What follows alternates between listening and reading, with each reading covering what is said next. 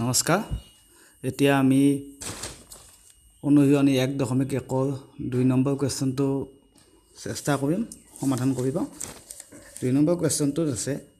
দেখুৱা যে যিকোনো যোগাত্মক অখণ্ড সংখ্যাই 6q + 1 6q + 3 বা 6q + 5 আভিৰ য'ত q এটা কোনোবা অখণ্ড সংখ্যা আমি এটো কি নিয়মত কৰিম ইউক্লিডৰ বিধি ব্যৱহাৰ কৰি ইউক্লিডৰ বিধিৰ কাৰণে আমাক কি দৰকাৰ ইউক্লিডৰ বিধিত কি আছে হা a =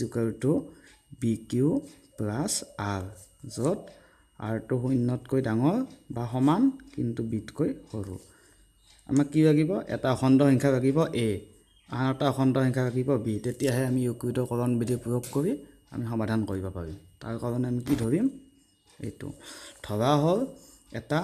যিকোনো এটা যোগাত্মক অখণ্ড সংখ্যা সমান a আৰু আনটো অখণ্ড সংখ্যা ইয়াত কি আছে b কিন্তু ইয়াত b ধৰিও নহব কাৰণ কোৱেশ্চনত কি দিছে 6q + 1 6q + 3 6q + 5 মানে আমাক কি লাগিব 6 এটা লাগিব মানে b সমান কি হ'ব 6 এতিয়া আমি ইউক্লিডৰ বিধি মতে কি a = bq + r য'ত a এটা অখণ্ড সংখ্যা b এটা অখণ্ড সংখ্যা q আৰু যিকোনো সংখ্যা অখণ্ড সংখ্যা য'ত r টো শূন্যতকৈ ডাঙৰ কিন্তু b তকৈ সৰু এতিয়া আমি কি ধৰিছো এটা অখণ্ড সংখ্যা a দিছ ইমপ্লাইজ a সমান কি হ'ব b মানে কি ধৰিছো 6q + r য'ত এতিয়া চাওক য'ত r টো শূন্যতকৈ সমান বা ডাঙৰ কিন্তু কিহতকৈ সৰু b তকৈ ইয়াত b টো কি 6তকৈ সৰু r টো শূন্যতকৈ সমান বা ডাঙৰ কিন্তু b তকৈ সৰু b মানে কি 6 শূন্যতকৈ সমান বা ডাঙৰ আৰু 6তকৈ সৰু এটাকে r টো কি হ'ব r টো কি পাইছে আকৌ এবাৰ লিখি গৈছো r টো শূন্যতকৈ ডাঙৰ বা সৰু কিন্তু শূন্যতকৈ ডাঙৰ বা সমান কিন্তু 6তকৈ সৰু এটাকে r সমান কি হ'ব শূন্যতকৈ সমান বা ডাঙৰ শূন্যটো আহিব সমান নেক্সট কি আহিব 1 নেক্সট কি আহিব 2 নেক্সট কি আহিব 3 নেক্সট কি আহিব 4 নেক্সট কি আহিব 5 6তকৈ সৰু একিটা কিন্তু 6 আহিব নেকি নাহে কাৰণ 6 টো 6তকৈ সমান 6তকৈ সৰু নহয় ওকে এতিয়া এইটো যদি কোৱেশ্চন নম্বৰ 1 হয় এটাকে a সমান কি হ'ব 1 ইমপ্লাইজ কি হ'ব a মানে কি হ'ব a = হ'ব এটা 6q + 0 আৰু ইমান শূন্য বহাবে আনটো কি হ'ব a = 6q + 1 আকৌ কি হ'ব a = 6q + 2 আৰু ইমান বহাই গৈছো 0 1 2 3 4 5 এইবিলাক বহাই যাম a = 6q + 3 a = 6q + 4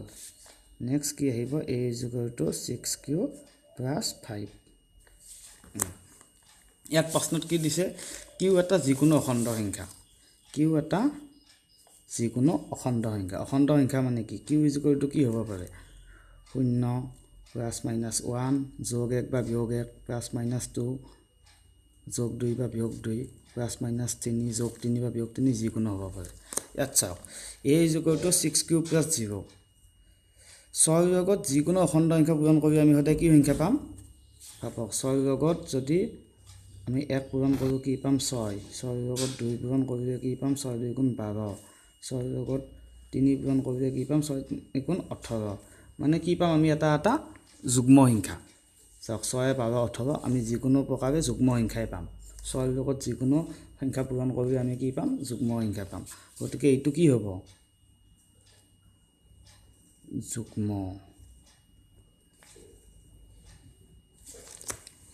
এটো চাওক a = 6q + 1 6 * q মানে যি বহং আমি 1 2 3 যি বহাগো আমি কি পাম 6 + 1 7 6 * 2 + 1 6 2 * 12 = 13 মানে আলটিমেটলি কি 6q টো কি এটা যুগ্ম সংখ্যা এটা যুগ্ম সংখ্যাৰ লগত আমি এটা যিকোনো 1 যোগ কৰিলে আমি সদায় কি পাম এটা অযুগ্ম সংখ্যা অযুগ্ম একেদৰে 6q টো এটা কি সংখ্যা যুগ্ম সংখ্যা তাৰ লগত 2 যোগ কৰিলে একটা যুগ্ম সংখ্যা যোগ কৰিলে কি পাম সদায় আমি যুগ্ম সংখ্যা ইয়াত কি পাম এইটো 3 এটা যোগ কৰিলে যিকোনো যুগ্ম সংখ্যাৰ লগত এটা অযুগ্ম সংখ্যা যোগ কৰিলে কি পাম এনেকুৱা ধৰণে অযুগ্ম সংখ্যা ঠিক একেদৰে এইটো কি হ'ব যুগ্ম এইটো কি হ'ব অযুগ্ম এটা চাওক প্ৰশ্নত কি দিছে দেখুৱা যে যিকোনো যোগাত্মক অখণ্ড সংখ্যা 6 যিকোনো এক মিনিট দেখুৱা যে যিকোনো যোগাত্মক অযুগ্ম সংখ্যা এটা প্ৰশ্নত আছে অযুগ্ম শব্দটো আছে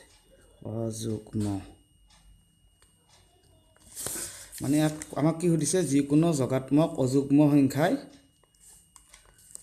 6 cube plus 1 6 cube plus 3 6 cube plus 5 আছে আমি যিকোনো যোগাত্মক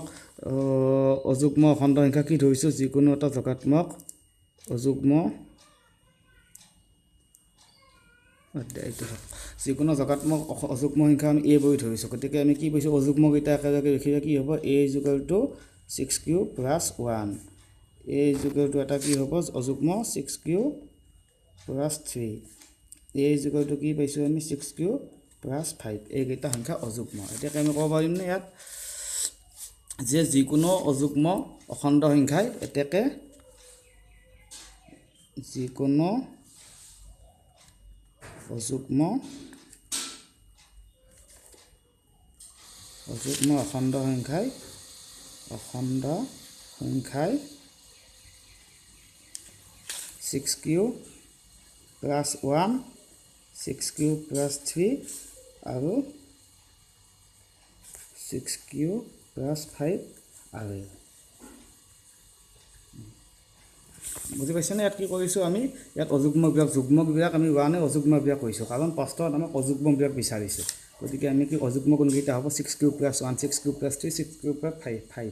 গতিকে আমি ক'ব পাৰো যে যিকোনো অযুগ্ম অখণ্ড সংখ্যাই 6 cube plus 1 6 cube plus 3 6 cube plus 5 আৰু ধন্যবাদ যদি ভাল লাগিছে ভিডিওটো নিশ্চয় সাবস্ক্ৰাইব কৰিব